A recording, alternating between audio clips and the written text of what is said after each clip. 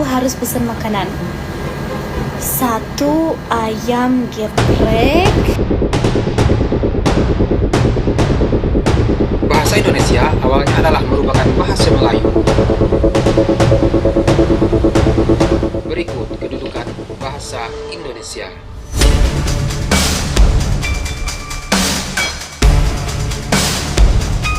Selamat menghidupkan official bersama saya Mas Prabowo. Apa kabar semuanya?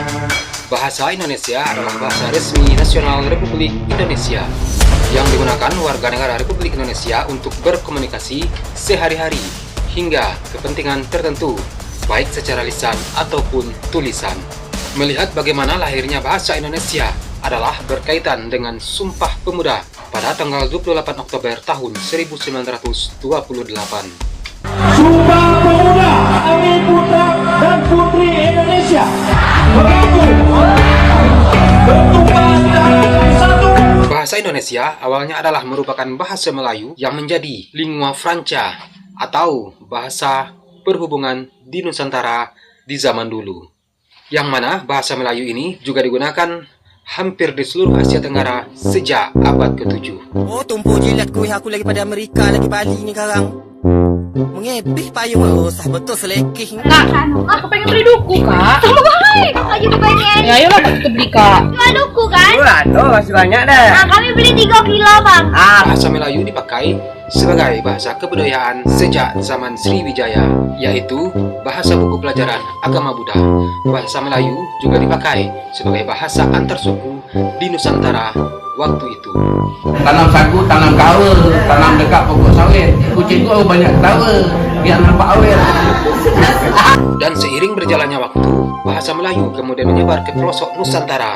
Seiring dengan menyebarnya Islam di seluruh negeri, bahasa Melayu mudah diterima oleh berbagai kalangan di Nusantara sebagai bahasa perhubungan antar pulau, antar suku, antar bangsa, antar pedagang, dan antar kerajaan karena bahasa Melayu tidak mengenal tingkat tutur.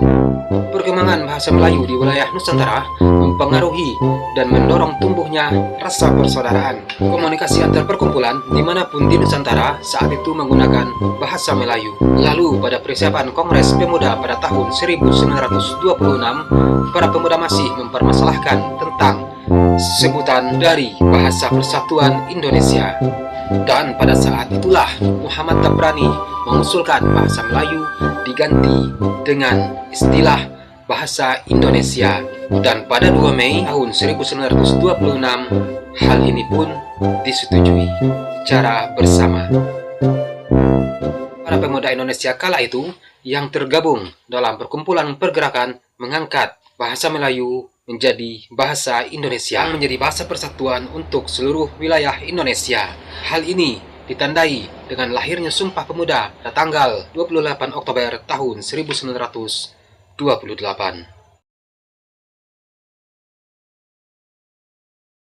Bahasa pada dasarnya adalah media untuk berkomunikasi. Menurut situs Balai Bahasa Papua, berikut kedudukan bahasa Indonesia. Bahasa Indonesia adalah lambang kebanggaan bangsa dan juga bahasa Indonesia merupakan identitas ataupun jati diri dari orang-orang ataupun penduduk asli Indonesia. Bahasa Indonesia juga merupakan alat perhubungan antar budaya, antar daerah, dan antar warga, dan juga dapat menghindarkan segala aktivitas yang dapat menimbulkan kesalahpahaman di tengah masyarakat sekarang ini. Selain itu, bahasa Indonesia juga pemersatu suku dan budaya yang mempersatukan setiap suku-suku di negara ini yang memiliki bahasa dan kebudayaan yang berbeda.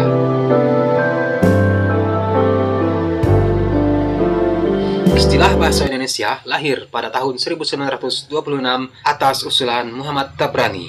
Adapun bahasa Indonesia telah mengalami perkembangan dan masuk dalam 3 kategori. Yang pertama, sebagai bahasa resmi negara sejak ditetapkan pada pasal 36 Undang-Undang Dasar 1945 pada tanggal 18 Agustus tahun 1945 yang ditandai dengan pembacaan teks proklamasi yang menjadi awal bahasa Indonesia sebagai bahasa resmi negara.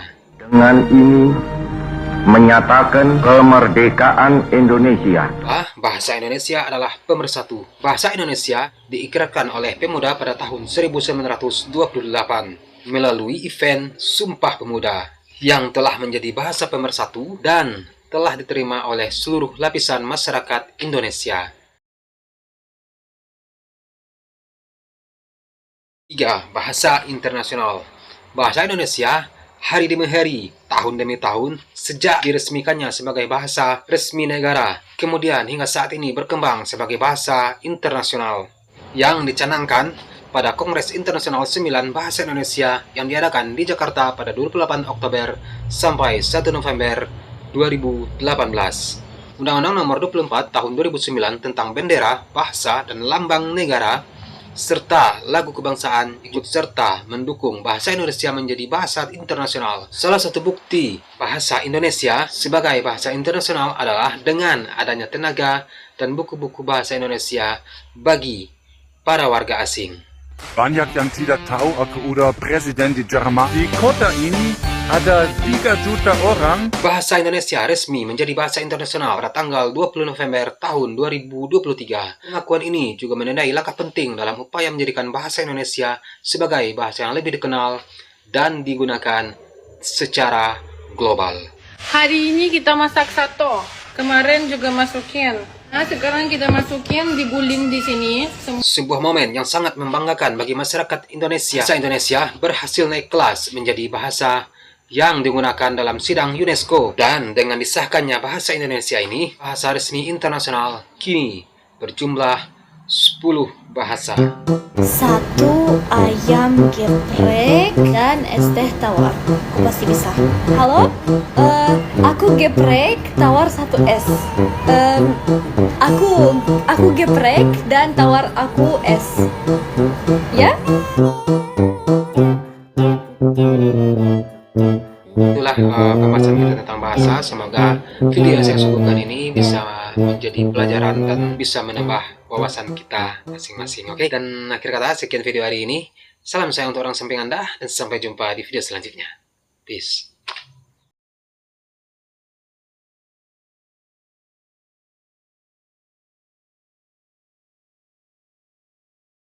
Dari Bahasa Persatuan Indonesia.